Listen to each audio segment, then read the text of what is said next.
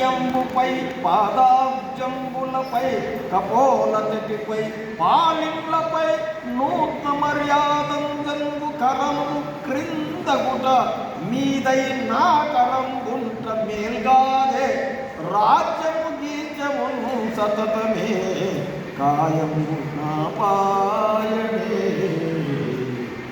నా ముందు చేతిని చాచి అడుగుతున్న ఇతని చేయి ఎంతటి ఘనమైనది, సాక్షాత్ లక్ష్మీదేవిని అలరించగలిగిన చెయ్యి.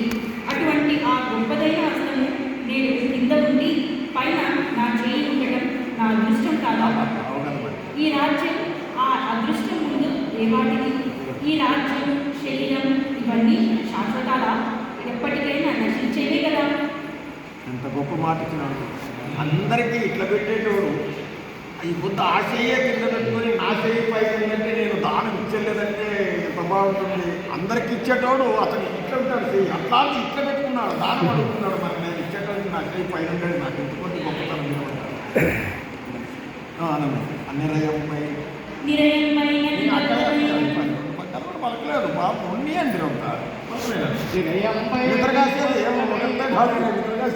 నిర్మూలనంపైన దుర్మరణంపైన మూలాంతమైన నిజము రానిమ్ము రానిమ్ము కోహౌడైనం హరియం విరజంబౌన బాధ్యతుండైనం నౌ విరగన్నారదనాడు మా జీవన నేటికి.